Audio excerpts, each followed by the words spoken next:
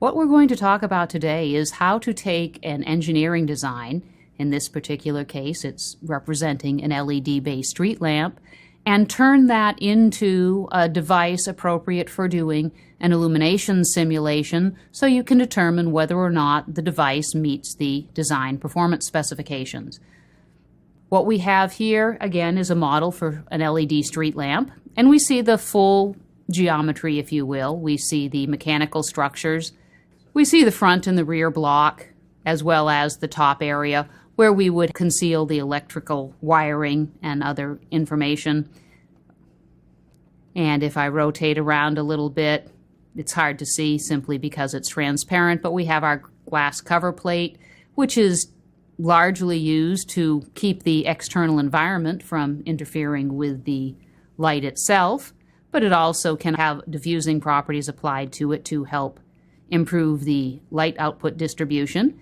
And inside that, you'll see a series of reflecting cavities. If we rotate around a little bit and zoom on in, and you'll see that at the base of each of these reflecting cavities is a geometrically and radiometrically accurate representation of an LED model. The LED model comes from the source library that's included within Apex, and we'll talk a little bit more about that later.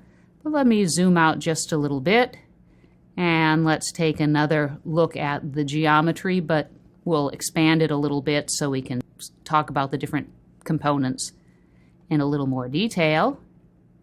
And again, here we can see the mechanical structure, the blocks. You can see in our top plate we've included the cooling fins necessary for our LED design. Then down here we have our sources, which basically consists of a printed circuit board, and then arrayed across that printed circuit board are our LED models, and then our reflecting cavity. If we zoom out a little bit, we can now see the glass cover plate as well. So all of these items together make up the mechanical and, in some parts, the optical structure of our LED. Now what we want to do is talk about how we would turn this into an actual illumination system. And for this to become an illumination or an optical system, the important thing for us to do is to apply the appropriate optical properties. To take a look at that, I'm going to come over here into the Optics Manager within Apex. And this is the part of Apex where we can see the information that is available as well as to apply that information. You'll notice we have several optical libraries available to us. The lenses are not relevant in this particular example. But we also have a media catalog, which has information about the dispersion and refractive indices of a wide range of materials. We also could apply thin film coatings or idealize reflecting or transmitting coatings to surfaces. We also have information about measured data for roughness or texture standards that are often applied to illumination devices. Many illumination systems, rather than having perfectly smooth and shiny reflecting surfaces, we actually apply a texturization to that to diffuse the light to give a more pleasant output to the radiation pattern. And that information is available in the scatter model library. And we also have a library of sources. And we're going to be looking at several of those as we proceed with discussing this example. But the first thing we want to think about is not what we need to consider when we do our illumination analysis, our ray tracing, if you will. The first thing to think about is what we don't need to worry about. And if we look at this design, and let me rotate it around a little bit, our LEDs are located on our printed circuit board, and the light leaves the LEDs and goes through the reflecting cavities before exiting out the output face through the plate glass.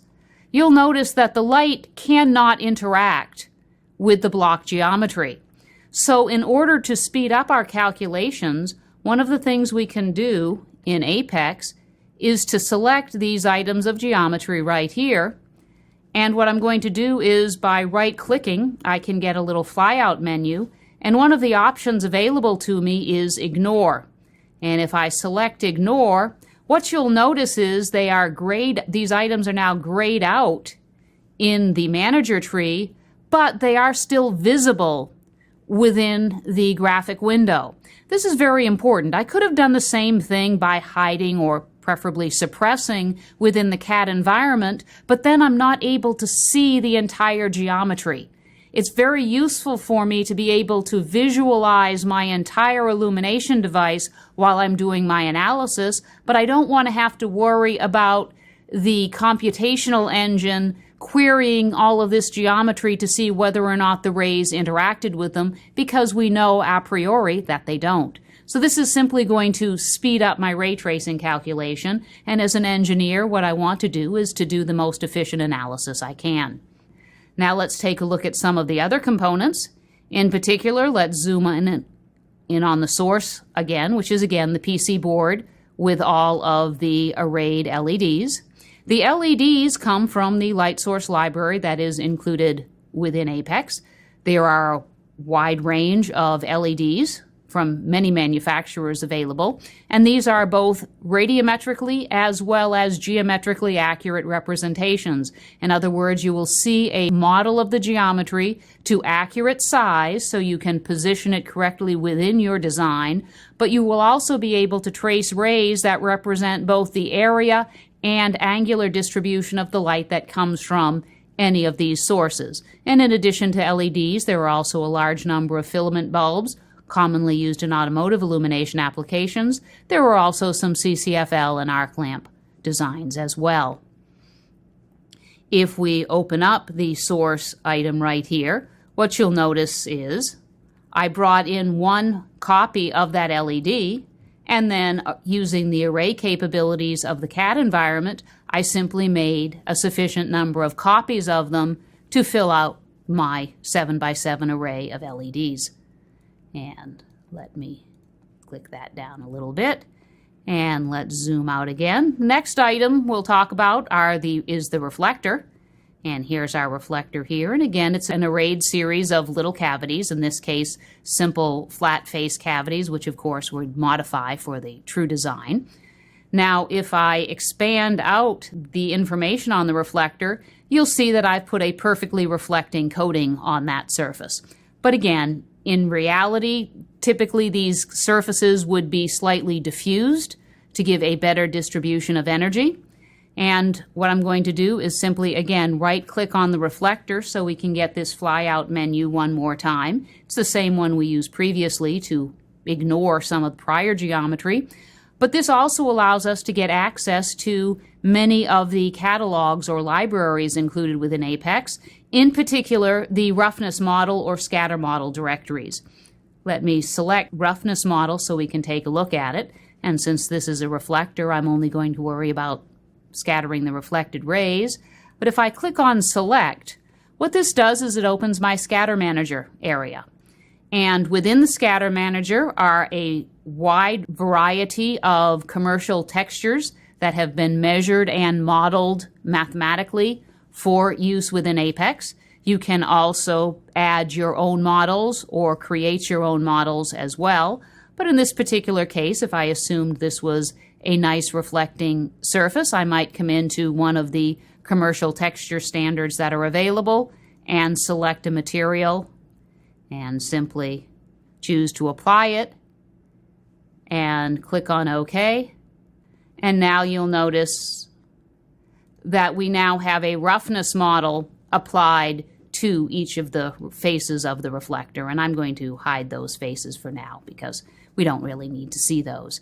We could also have only selected these particular faces to apply the roughness to, but in this case, I applied it to the whole surface. Okay. The other piece of information we need to apply deals with the front cover. In this case, the front cover is largely glass. In this case, we have a transparent region. We also have the structure that holds it in place. So what I want to do with the glass cover is to apply a refractive property to it. And you'll notice I have some part of the area that I'm going to make perfectly absorbing, the black regions here. The rest of the geometry will have this refractive property. Another nice thing we can do within the Apex environment is you'll notice this little indicator of ignoring reflected rays. Because this is a glass cover plate, when the light from the LED passes through the reflecting cavity and hits this surface, some of the light, some of the energy, will get reflected back due to Fresnel reflections. In this particular case, we're not really concerned with what happens to those rays after they rattle around within the cavity a couple of times.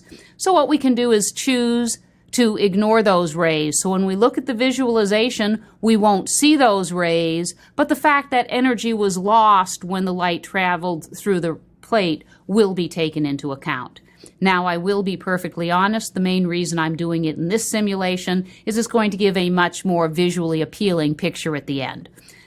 So again, that's a look at most of the information. One other thing just to mention is when we do our ray tracing, which will be about the next step, let me open up the sources one more time, and you'll notice in addition to arraying several models of the LED, the 7x7 array, associated with each of those is a ray set file, a data file, that has this radiometrically accurate ray distribution. This is created also directly within the light source library within Apex, so you don't need to go up to a manufacturer's website and get a particular ray set. You can generate them in real time within Apex and then store that information and reuse it. So as you do a simulation that requires a very large number of rays, you can just generate those within the Apex environment. You don't need to find them from an external source. So that's a little bit about applying optical properties. And now what we'll do is look at a ray trace, the results of a ray trace. And what I'm going to do first, so we can look at it in more realistic visualization mode, is I'm going to put the whole design back together and zoom out so we can see it a little bit. And I've already done a ray trace. So what I'm going to do is load up that information. And what we did when we did the ray trace is all of those data files were launched from the LEDs. They then went through the reflecting cavities and out the output face of the lamp. We could have defined a wall or a floor surface to do the analysis, but in this particular case we didn't. We're just going to look at the output distribution as the rays sit on the output face of the cover plate. That's a little difficult to look at, so what I'm going to do right now is to come over here and just change the ray color very quickly. Just come down here, just so we can see them a little bit better. They do appear to be fading into the background here. So what we see is from each of the LEDs going through the cavities, we see the ray distributions. Only a small number of the rays are being visualized, although for analysis we will look at all of them. And then under analysis, what I've done is an intensity calculation in direction cosine space, and what we're looking at is a contour distribution of that information. We can also look at it in a false color scale, and obviously we need to do a little bit more, add some more rays, and probably perform some other analysis, including modifying this data to do some simple statistical averaging, which I can do simply by clicking that right there. And now we can take a look at another contour plot in either 2D or 3D. So let's bring it back down to 2D. So after we do a little bit of statistical averaging, we can get a little bit more information from the analysis. You'll also notice we could do irradiance type calculations, and there are many ways of looking at visualizations of that data within the Apex environment. So now let me go back to a model view. So in summary, what we've looked at today is how to take our engineering drawing, turn that into a design that has the necessary information to perform a ray tracing, and then we've done some ray tracing and analysis on the design. Also remember that there are the tools available to you, such as the ignore, either to ignore geometry or ignore particular ray directions, that can allow you to speed up your analysis without in any way affecting the accuracy of it.